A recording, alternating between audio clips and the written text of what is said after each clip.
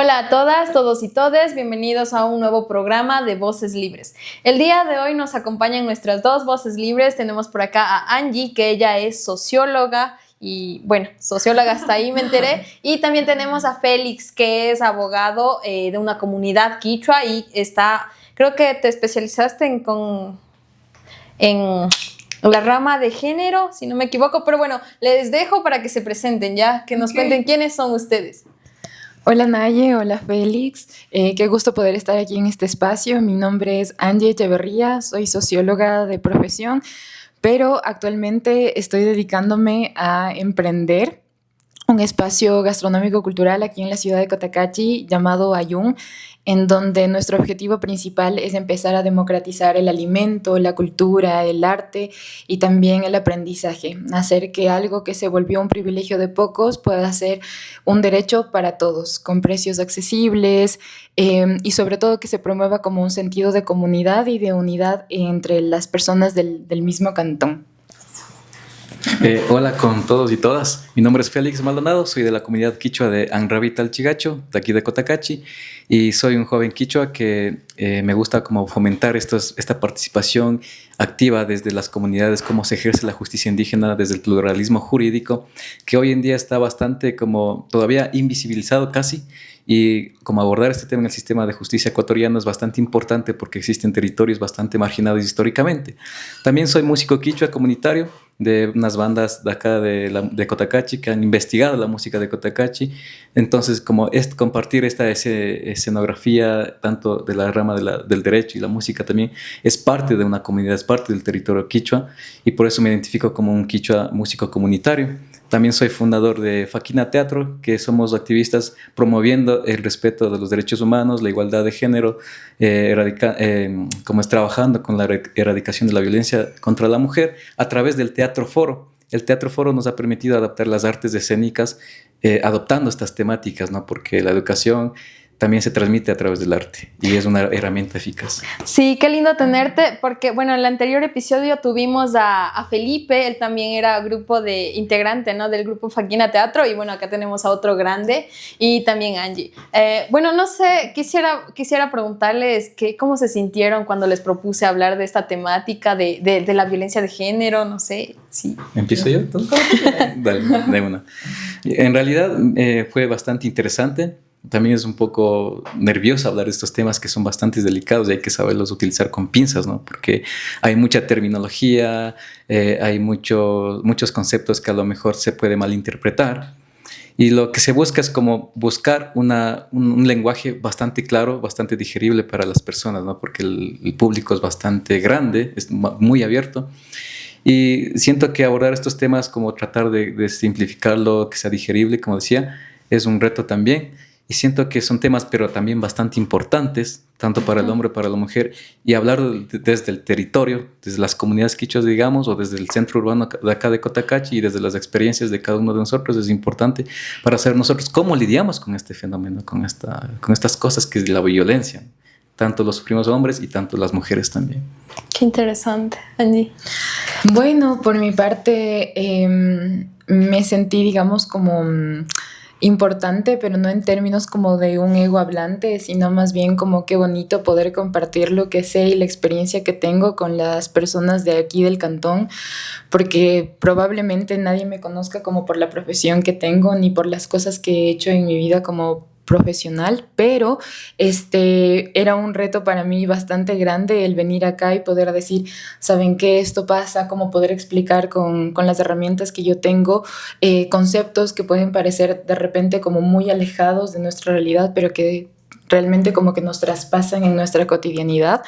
Entonces, eso y también bastantes nervios, ¿no? Porque es una cosa como que venir haciendo una carrera afuera y venir a tu propio cantón, donde de repente igual estás como más expuesto a la crítica y demás, suena también desafiante. Pero ahora mismo me encuentro muy agradecida por haber sido llamada y tomada en cuenta para formar este espacio. Sí, muchísimas gracias. Ese es suyo.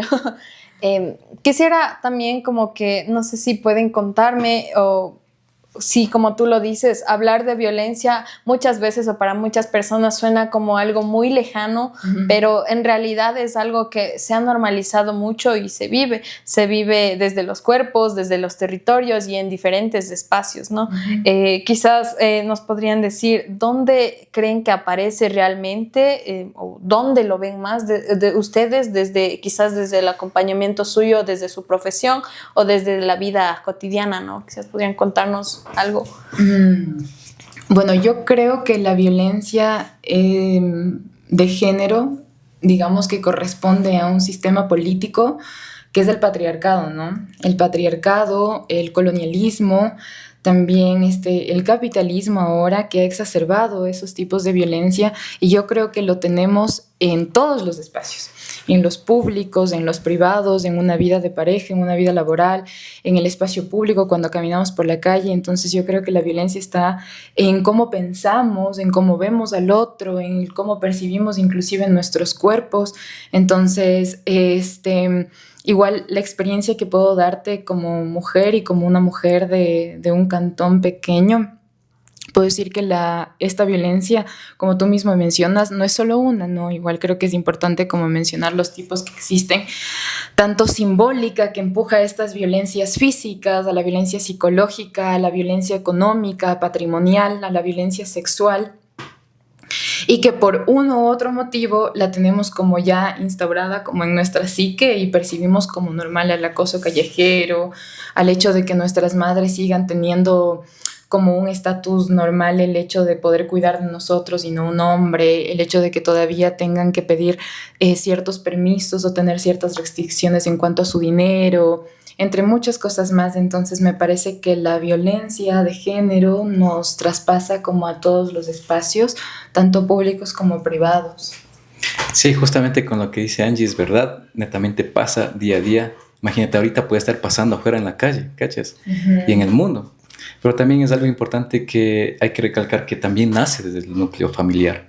Imagínate desde pequeños, desde los roles de género, desde que al niño, a la niña les visten de un color distinto, cuando es bebé, capaz de un rosa, un azul. Y cómo van estas actividades como a medida que va creciendo, cómo se va inculcando estas actividades como, por ejemplo, lavar los platos, que solo es para la mujer o para el hombre. Y también cómo el papá, la forma de educar del padre al hijo es distinta a cómo lo hace la mamá. Y va a ser también como con la hija también, ¿no es cierto? Entonces son estas formas de comportamiento que en la psique va desarrollando una forma de personalidad en el transcurso de la niñez, la adolescencia, la adultez, ¿no? Y si estas cosas no se tratan, como no se identifican, no sabemos contra qué estamos lidiando. Y es por eso que hablamos también de los micromachismos, que a veces aparentemente es normal. ¿Y qué sería un micromachismo? Por ejemplo, digamos, los hombres no lloran, los hombres no pueden expresarse sus emociones, salvo cuando estén con amigos, estén borrachos, ¿no es cierto? Es algo bastante normal que todavía se tiene que hablar. Imagínate, nosotros podemos como hombres a lo mejor ser rudos porque así lo hace el estándar social, estos mandatos de masculinidad lo establecen así socialmente. Tiene que ser competitivo, proveedor, fuerte, resiliente, pero también está como que ahí connota este tema del capitalismo. El capitalismo también te incide en la psique, así te manda cosas bastante profundas que va como encaminado a otras cosas más, que no son los micromachismos, sino que tienen un conglomerado de comportamientos, de factores así muy, muy sociales. Capaz, Angie, puedes como abordar un poco más, como eres socióloga, y cacha, ¿no? Y siento que estamos a diario como viviendo estos micromachismos, tanto para los hombres y para las mujeres también, ¿no? Si, digamos, preguntamos a la audiencia, ¿quién no es machista? Alce la mano. No sé cuántos no alzarían o cuántos alzarían, ¿no es cierto? ¿Cachas? Sí, sí, partiendo desde ahí, perdón, creo que también es importante si podemos como que un poco definir, ya nos contaste cuáles son los tipos de violencia y también las escalas que tienen, ¿no? Porque cuando hablamos de violencia, como bien decían, no hablamos solo de violencia hacia la mujer, o solo de violencia hacia el hombre. ¿Y dónde termina la violencia? No sabemos dónde empieza, sabemos cómo se reproduce, pero dónde empieza o en qué termina, ¿no? En qué termina, porque a partir de allí también salen los femicidios, ¿no? Entonces no sé si Angie, desde la sociología, puedes contarnos más cómo trabaja, cómo funciona esto. A ver, en principio como que definir como este podcast se centra en la violencia de género, como definir qué es, ¿no? Que es un tipo de violencia que se ejerce mediante un daño físico, mediante un daño psicológico o mediante un daño sexual por razones específicas de género, ¿ya?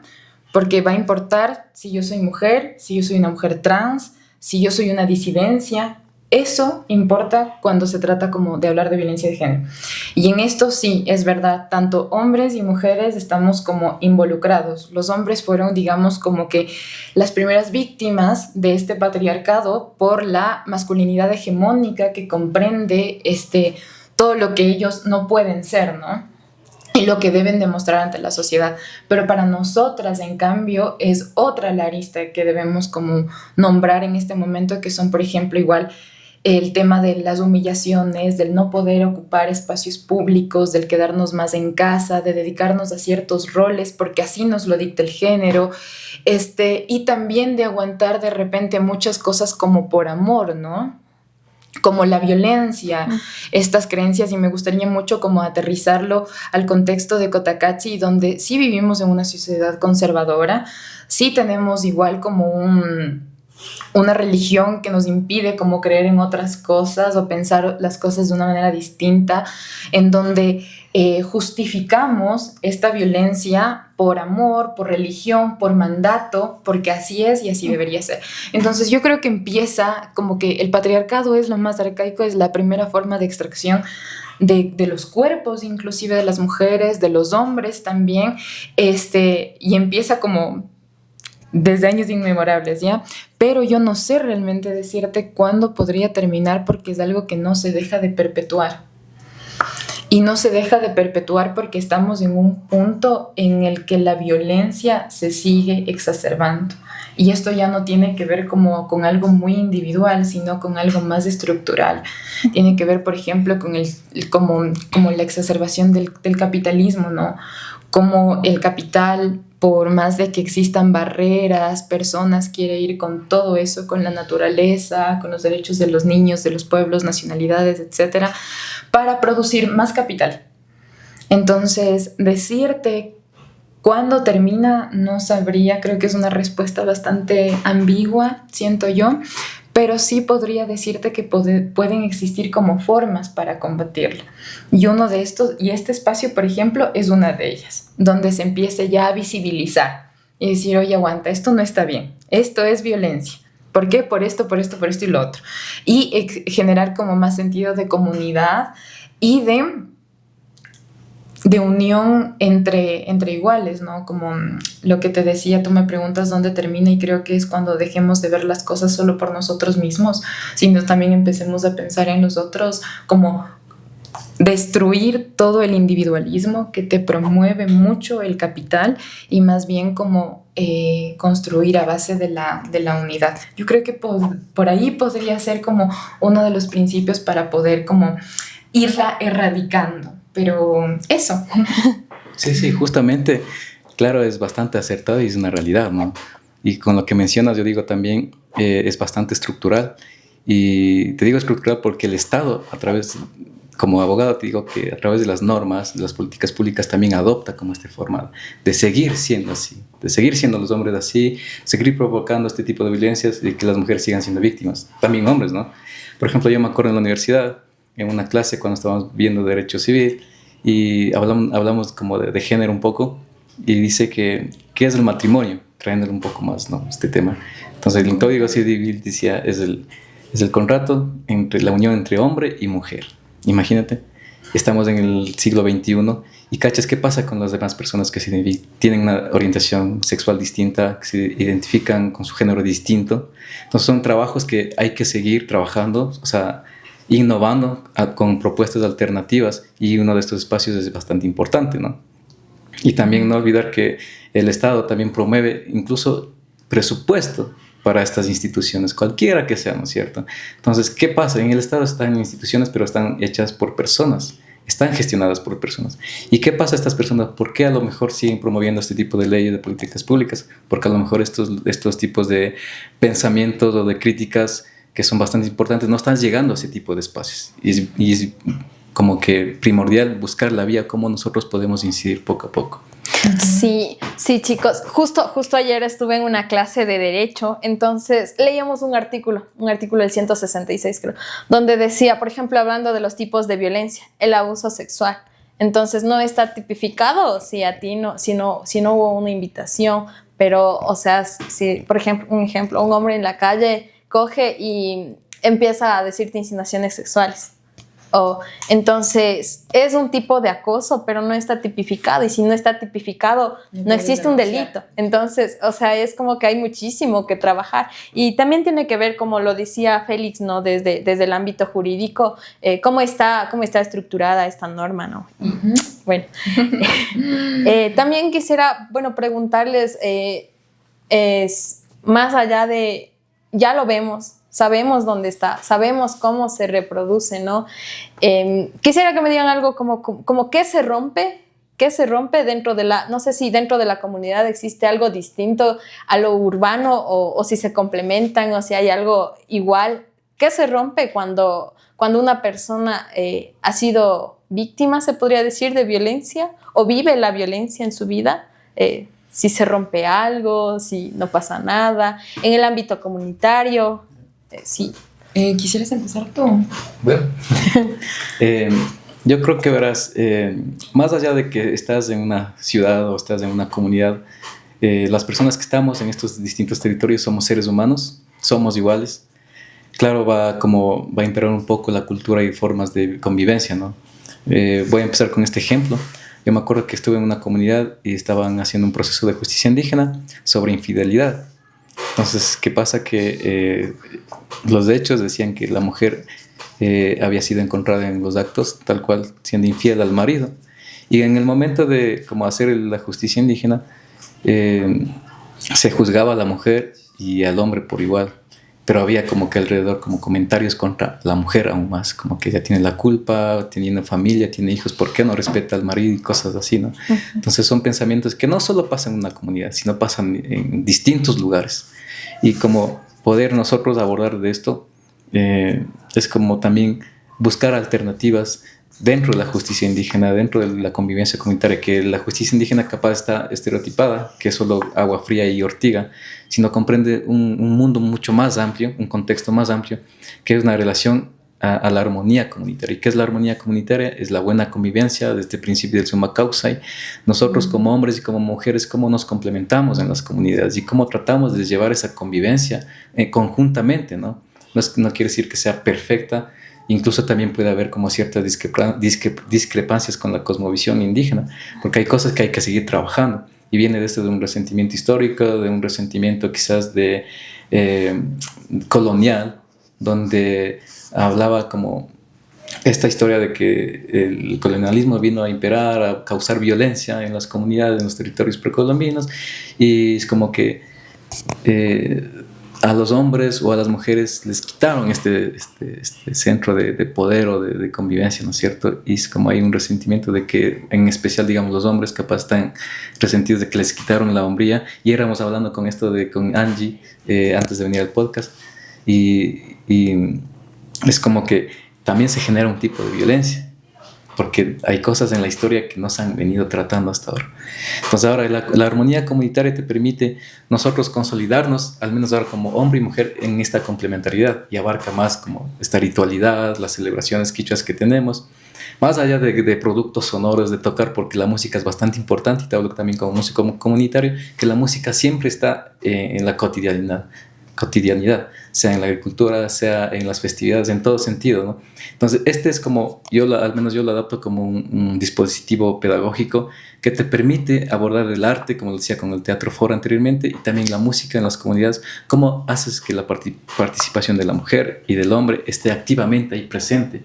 Entonces, hablamos de festividades donde capaz el hombre pueda imperar un poco más o se vea como una figura masculina un poco más, y la mujer está invisibilizada, pero a lo mejor si podemos equilibrar respetando las tradiciones, la ritualidad, respetando la costumbre, se puede llegar como a plantear esta forma de armonía comunitaria, más allá del contexto de justicia indígena que comprende incluso esto es lo que estamos hablando, ¿no? de las dinámicas comunitarias. Sí, qué interesante que nos hables, ¿no? Desde el enfoque pluralista, comunitario, y también qué lindo escuchar esto. Y esto de que es una complementariedad entre el hombre y la mujer y trata de buscar como una armonía dentro de... Y Angie, tal vez sí nos quieres contar algo más. Claro, un poco como seguir el hilo de lo que decía Félix, esto de, por ejemplo, no sé, no.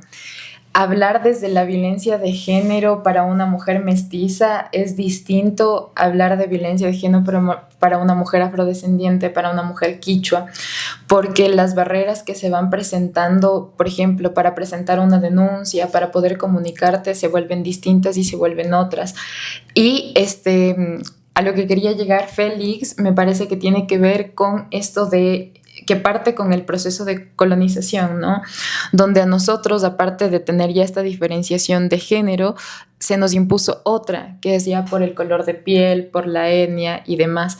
Entonces, los hombres, por ejemplo, de una diversidad étnica, pueden sufrir otro tipo de violencia en tanto tiene que ver con estas humillaciones, con estas vejaciones que han sufrido por el hecho de tener otra etnia, nada más. Pero a partir de ahí se desarrolla como una especie de como restitución, como de restaurar esta masculinidad por todo lo que ya se les ha quitado. Entonces a partir de eso como que surge no, yo tengo que seguir como demostrando que soy macho, que soy poder, que tengo poder y que puedo como que adueñarme de ti, de esto, del otro, por todo lo que ya me han quitado a mí. Entonces, ya con eso, como que dejándolo un poquito claro, volviendo a la pregunta de si se rompe algo como en el tejido social, yo creo que puede ser que sí, cuando, por ejemplo, esto viene mucho desde las familias, también puede ser algo muy subjetivo cuando esto quizá no pase en las familias, pero pase, por ejemplo, en una escuela para una niña, pase en un colegio para un adolescente, pase en una universidad, pase en un ambiente laboral. Entonces yo creo que ella tiene que ver con algo un poco más psicológico, me parece a mí, y yo creo que se rompe también algo afuera cuando las instituciones que deberían protegernos no lo hacen y se dejan como vacíos en todo este momento. Entonces ahí yo creo que también ya hay un vacío organizacional, institucional y colectivo, cuando ya sabes que puedes hacer algo como institución, como una persona que de repente ocupa cierto sitio de poder y no lo haces o encubres. Y creo que también el encubrir no solo viene de parte de instituciones, sino también del mismo círculo de amigos, por ejemplo. Cuando, no sé, se me ocurre, empiezan a rotar una imagen de una chica borracha donde estaba haciendo cosas que de repente ella no estaba consciente de eso y lo filtran y se burlan y la humillan. Entonces ahí creo que también como hay un rompimiento en la estructura de la comunidad también, ¿no? Sí, sí. Y bueno, enfocándonos más en las víctimas, ya. Vamos, hablemos de las víctimas, porque son primero reconocer que son víctimas, sí, ¿no? ¿Qué es más, desde tu experiencia, qué es más difícil? Si que la persona hable o que su entorno lo escuche. Y de igual manera, Félix, dentro de la comunidad, bueno, ya me salto dos preguntas. Ajá. Dentro de la comunidad, ¿qué pasa cuando existen esos tipos de violencia dentro de un núcleo familiar? Porque yo creo que no es fácil que la víctima hable si el agresor quizás es su padre, su hermano, un vecino, está dentro de la comunidad. Entonces, para que lo vayamos pensando. Ya. Bueno, a propósito de hablar de las víctimas, reconocer que el Ecuador es uno de los países igual más femicidas de Latinoamérica. El año pasado, el 2025, cerramos con 411 femicidios por razones de género aquí en el Ecuador, es decir, se está matando a una mujer o a un cuerpo feminizado cada 19 horas aproximadamente. Entonces eso desde ya debería como hacernos aterrizar en dónde estamos parados y las cosas que tenemos que hacer deben ser urgentes. Cuando me preguntas qué es como lo más importante, como el hablar o ¿cuál era? Que el público la escuche. O que te crean, yo pienso que como lo fundamental es como reconocer, ¿no? Yo creo que pasa mucho esto de no hablar o de callarnos o de decir como que nada pasa porque no lo reconocemos. Por ejemplo, yo creo que todas las mujeres hemos sido víctimas de un tipo de violencia, todas. Y cuando yo era niña y me pasó, yo no sabía que eso estaba mal. Y eso es por alguna persona que está dentro de mi mismo entorno. Entonces, y esto yo ya no lo hablo como de un rol de víctima, sino más bien de un rol que espero que pueda hacer que otras personas también lo mencionen y también hablen de eso. Entonces, reconocer que eso estuvo mal y que no era correcto costó años, porque no sabía que esa persona podría hacerme daño, porque esa persona se supone iba a ser quien me amaba mucho, quien debía cuidar de mí y no lo hizo. Entonces, como a partir de eso, el saber qué es y qué está mal. Y por eso como la importancia también de la pedagogía, de la educación, de decir, ¿saben qué? Esto pasa desde que somos muy chiquitos y esta persona no te puede tocar esto, lo otro, no te puede decir tales y tales cosas porque esto es violencia. Entonces, como que lo primero, identificar. Lo segundo, ya nombrar. Y me parece que lo de nombrar es súper complicado y me parece que es algo con lo que las personas tenemos un problema muy fuerte cuando nos dicen, ¿pero por qué no dijo antes? ¿Pero por qué se quedó callada tanto tiempo? Pero si tuvo como 10 años y recién ahora, no. Y la culpa o la vergüenza vuelve hacia nosotras. Entonces, para mí ahí es importante, porque no saben lo difícil que es hablar. No sabes lo difícil que es decirle mi tío hizo esto conmigo, o no sabes lo difícil que es decir mi papá hizo esto conmigo, o mi profesor de entrenamiento hizo esto conmigo, porque ni siquiera tú lo reconoces, porque hay algo que pasa, yo creo que nos pasa, quizá tú con otros ejemplos como de hombre, pero a nosotras como mujeres nos pasa mucho el sentir vergüenza por lo que estamos haciendo, por cómo nos vestíamos en ese momento, y es como no. Hasta yo creo que llegado a un punto sentimos que nos lo merecíamos, como un castigo a nuestra conducta en determinado momento. Y yo creo que eso también pasa bastante y se vuelve muy ambiguo cuando una chica está borracha y abusan de ella. Y es no, pero es que la man lo provocó, la man hizo esto. Y de repente esa violencia no viene inclusive desde los mismos hombres, sino también de las mismas mujeres que tenemos esta idea patriarcal y machista donde pensamos que seguimos siendo nosotras las culpables por lo que nos pasa. Cuando nada de lo que nosotros de verdad como hacemos o cómo nos vestimos tiene que ver con la violencia que se ejerce contra nuestros cuerpos. Entonces, eso no sé si respondí tu pregunta. Sí. Sí, justamente. Imagínate que en la sociedad tanto el hombre y la mujer tienen sus posiciones y como que se va inculcando desde muy pequeños, ¿no? Por ejemplo, yo cuando estaba en el colegio, un ejemplo así, que a las mujeres les obligaban en el uniforme a llevar puesta siempre la falda y siempre el cabello largo y, ¿sabes? Como bastante ahí muy mecanizado, y a los hombres del cabello corto les decían, córtate el cabello, no puedes como tener un estilo de peinado, digamos, ¿no? Uh-huh. Claro, entonces decían como que el estándar de ser un buen estudiante, de todo bien comportado, portadito bien, así, tienes que tener el cabello bien cortado como hombre, decían, ¿cachas? Uh-huh. Entonces, como vivir en este mundo todavía en ese sentido, tiene muchas temáticas y no solo están en los colegios, también pasa en el hogar, capaz los papás educan de esta manera a los hijos y van saliendo como estos cuestionamientos. Y yo siento que también la violencia, no sé, muchas veces de las violencias contra la mujer o el hombre no se las dice, no se las denuncia por este miedo de que, ¿qué pasa? Por ejemplo, si soy hombre, me pasó algún tipo de violencia, cualquiera que sea, y voy a denunciar, ¿qué van a pensar mis amigos? ¿Qué van a pensar mis panas, que son hombres, no? A lo mejor me van a molestar, o ¿qué van a pensar capaz mis amigas o mi novia, digamos, por ejemplo? Y imagínate, entonces ese miedo te cierra. De las estadísticas, por ejemplo, la Organización Mundial de la Salud dice que 1 de cada 3 mujeres son violentadas, sería como un 30% a nivel global. Y de ese 30%, imagínate, hay casos que no han sido denunciados por lo que dices, Andy, porque tienen miedo a contarlo, tienen vergüenza a contarlo.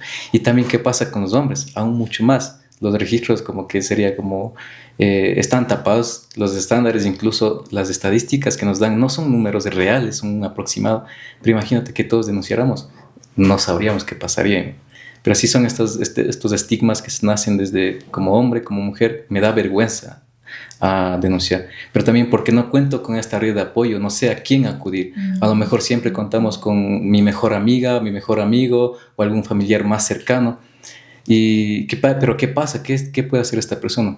Entonces están las instituciones, digamos, las juntas cantonales de protección de derechos, al menos acá en Cotacachi, quizá fiscalía, pero estamos como conscientes de que están en capacidad de abordar estos tipos de violencia, de dar solución, de dar seguimiento, de estar como constantemente hasta que se solucione y que exista una reparación integral. ¿Está garantizado eso? es como una pregunta que hay que cuestionarse, ¿no? Sistémicamente, institucionalmente, desde cada espacio. Sí, sí, muchas gracias chicos por contarnos. Yo creo que hemos tocado cosas que son sí muy difíciles de hablar, muy difíciles que quizás las personas que están viviéndolo quizás se sienten identificadas, pero sigue siendo muy difícil hablar. Quisiera también saber un poco, ya desde lo muy personal, trabajar con estos temas, trabajar desde estos espacios, ¿qué ha cambiado en ustedes? ¿Sienten que ha cambiado algo en sus vidas? Sí, profundamente, y no solo el hecho por trabajar, sino, por ejemplo, en mi caso, por venir de una familia matriarcal, donde todas somos, bueno, no todas, son 2 hombres en la familia, 2, y todas las demás somos mujeres, pero es una familia tremendamente machista. Entonces yo creo que la transformación ha venido como desde nuestros espacios del hogar, al apoyarnos, ¿no? Al siempre estar apañando procesos de, no sé, de denuncia, de acompañamiento emocional, de contención, y también desde, no sé, desde otros espacios como el laboral. Yo creo que más que evidentemente te cambia porque aprendes a empatizar con otras cosas que tú no sabías que ibas a empatizar, y aprendes a generar conciencia también de las violencias que mujeres en distintos espacios pueden sufrir, porque no es, vuelvo a repetir, como no es la misma la que yo sufro como una mujer mestiza a la que tú tal vez puedas sufrir, o la que sufrían las mujeres migrantes con las que yo trabajaba, por ejemplo. Y de ahí ya podemos hablar, por ejemplo, de trata o tráfico de personas y de mujeres también, de explotación sexual a niveles macros de violencia de género. ¿Por qué? Porque esto hace que igual un sistema se sostenga a base de nuestros cuerpos, de nuestro trabajo, de la explotación sexual. Entonces, ver y trabajar con este tipo de personas también me hizo ver que existen como muchos vacíos, ¿no? Y bastante frustración, porque aunque lo bonito de todo esto pudiera ser que ellas igual como que se apoderen de lo que les ha sucedido y puedan contarlo, pasa que lo normalizan tanto que deciden también no hacer nada con eso. Y tú ya tienes que entonces empezar a tomar como una postura muy, muy, muy neutral de estoy haciendo como que lo que puedo con las herramientas que tengo, pero si la persona a la que le está pasando todo esto no quiere, por ejemplo, denunciar o nombrarlo, es como se vuelve un reto más desafiante aún de lo que ya de por sí es. Entonces, como aprender a eso, como a humanizar este tipo de situaciones, a entenderlas, que las redes de apoyo de las que mencionabas se vuelven igual como más escasas dependiendo de los contextos en los que nos desarrollemos, ¿no? Porque sí, digo yo, hasta el mismo círculo académico a uno de repente le puede dar como personas o amistades con las que tú luego puedas como hablar y decir, oye, loco, me pasó esto. Ah, ya, él es abogado. Entonces, como ya tienes un capital social que va a ser importante para que cuando tú tengas que dar una denuncia. Pero para otra persona que de repente ni siquiera habla el mismo idioma, que está en otro país, me gusta sacar mucho el tema de las mujeres migrantes porque es con quienes yo pude trabajar y ver como que su dolor muy de cerca, pero para ellas que ni siquiera de repente se acordaban de sus nombres porque habían sido reclutadas por la guerrilla desde que eran unas bebés, y que luego no tienen ninguna identificación y que vienen siendo violentadas desde que eran niñas, ¿cómo disiernes también, ¿no? Cuando ya hay una violencia, porque eso ha sido parte de toda tu vida. Entonces, eso, no sé si me voy de hilo. O sea, súper bacano. Yo creo que el tiempo más bien es un poco escaso para abordar bastantes temas que son muy importantes, ¿no? Pero creo que más bien aprovechar diciendo que la violencia siempre va a existir. A lo mejor hasta que si nosotros paramos con esto, siempre va a estar presente la violencia. Yo creo que se vuelve parte también como una resistencia, una reivindicación. El estar haciendo foros, el estar haciendo arte, el estar haciendo activismo, es como herramientas que te permiten trabajar, ¿no? Desde diferentes espacios. Y es bueno como también nosotros aprender a trabajar desde nuestro territorio, desde nuestra raíz, porque también tenemos identidad, generamos identidad y vamos hacia donde vamos. Y yo siento que de mi parte ha sido como un reto también poder abordar esta temática para buscar soluciones en distintas vías, digamos. Por ejemplo, soy abogado, pero también he hecho teatro a través de Faquina, que es un colectivo, ¿no? Que hemos trabajado así en comunidades, en el centro urbano, con muchachos, adolescentes, en los colegios, como abordando estos temas que son bastante importantes sobre la erradicación de la violencia, ¿no? Pues yo creo que también en el transcurso uno va adaptando herramientas, va adquiriendo conocimientos y eso te permite como fortalecer o reforzar la intención que tienes como activista, como no sé, como aportar un grano, ¿no? A la sociedad para transformar esta cuestión de la violencia. Es demasiado enriquecedor todas sus palabras, ¿no?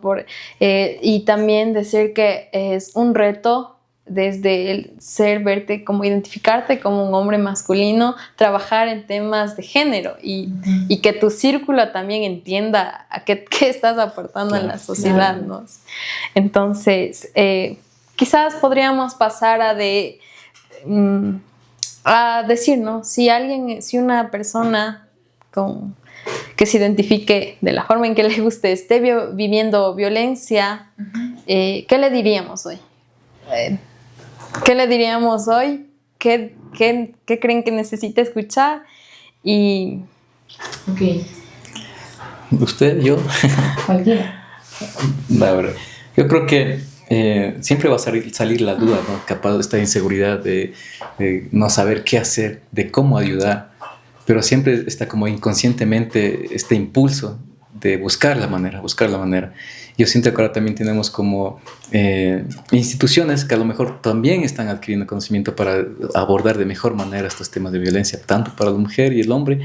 Y, por ejemplo, si nos situamos acá, podríamos como antes de eso, primero podemos partir desde un círculo un poco más cercano. Yo cacho que siempre hablamos como con la persona más cercana, puede ser familiar o amigo, y esta persona va a tener una red de conocimientos, red de contactos, digamos, capaz un abogado, un psicólogo, una psicóloga, o a lo mejor una institución, o puede llegar a la Junta Cantonal de Protección de Derechos, capaz al Consejo de la Judicatura. Entonces, como que también estas instituciones van como concatenándose para ir en esta ayuda, ¿no?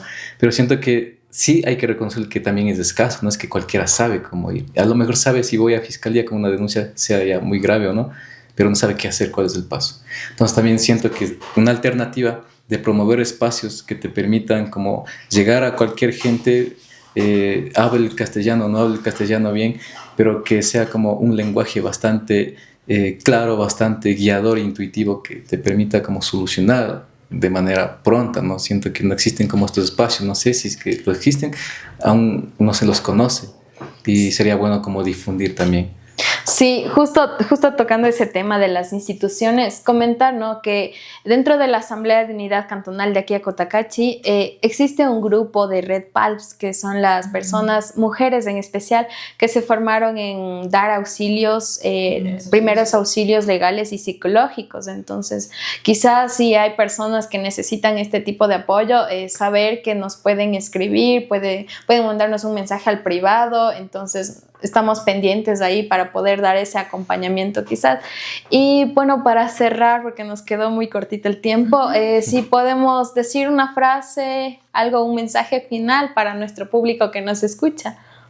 Bueno, en principio para las personas, mujeres, diversidades sexogenéricas que estén pasando algún tipo de violencia de género, como fuera de la institucionalidad que también puede promover este espacio, me presto yo como Angie, como una mujer, como una persona de este cantón que cuenta con un espacio, que cuenta con tal vez alternativas para poder ayudarlos, que si no saben cómo pueden acercarse también a mí, puedan conversar, y yo creo que lo primero va a ser nombrarlo y no sentirse solos, no sentirnos solas, sentir que siempre puede haber una alternativa, por más de que nuestras limitancias económicas, sociales, culturales, incluso de capacidades, ¿no? Porque nos estamos olvidando de repente de las discapacidades que también hacen que todas este tipo de denuncias se vuelvan como mucho más dolorosas y crueles.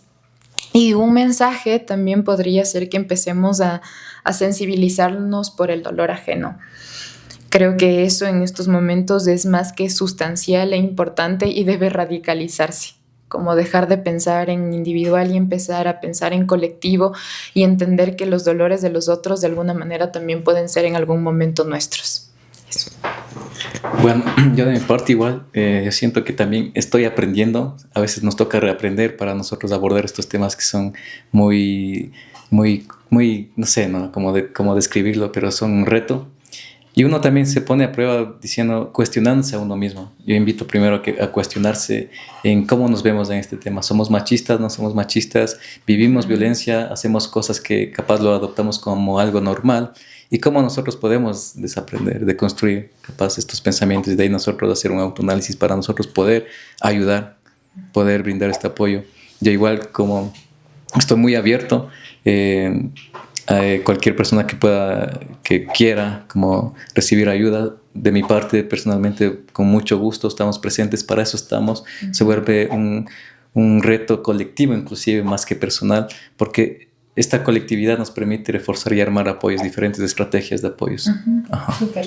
Sí, muchísimas gracias por esos mensajes. Estoy segura de que mucha gente lo tomará en consideración.